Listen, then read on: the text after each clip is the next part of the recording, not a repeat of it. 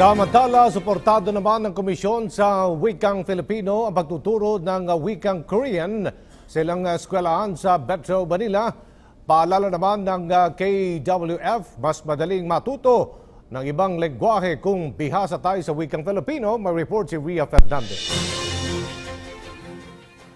Ilang netizen ang na-excite nang i-anunsyo ng DepEd ang libreng pagtuturo ng Korean bilang elective sa 10 public high school sa Metro Manila. Sabi ni Naomi, makabubuti ito sa pagpapaganda ng ating international relations. Sabi naman ni Alex, malaking tulong ito upang mas maintindihan natin ang mga Koreano. Gayunman, marami ang tutol. Para kay John, dapat magkaroon ng opsyon ng mga estudyante sa kung anong banyagang wika ang nais nilang matutuhan. Hindi naman makita ni Selena ang kahalagahan ng pag-aaral ng Korean sa atin. Ang Komisyon sa Wikang Filipino walang nakikitang masama sa hakbang na ito. Habang dumarami ang wika na natututuhan ng bata, ay lalong lumalawak ang kanyang pagtanaw sa daigdig. Pero hindi sana yung kapag natuto sila ng Korean, aalis sila ng Pilipinas o doon na sila sa South Korea para magtrabaho. Sana hindi ganon. No? Kahit matuto sana sila ng mga wikang banyaga, gamitin nila iyon para lalong linangin pa yung ating wika at nang makatulong sa diskurso ng taong bayan.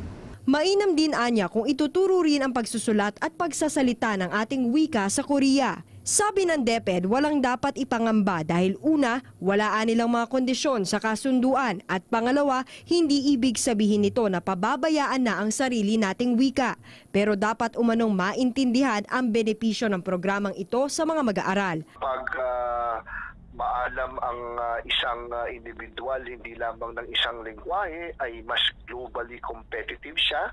Kung ang ating Gato Rizal halimbawa ay talagang nakilala bilang mahusay na hindi lamang pong bayaning Pilipino o individual sa iba't ibang bansa, dahil siya po ay maraming lengguwaheng maalam po siya at kahit saan siya pumunta ay kaya niya pong makipag-communicate kahit kanino. June 21 nang lagdahan ng DepEd at Korean Embassy ang kasunduan ukol dito. Sa ilalim nito, sagot ng South Korean government ang lahat ng gastusin sa pagtitrain ng ating mga guro sa kanilang bansa.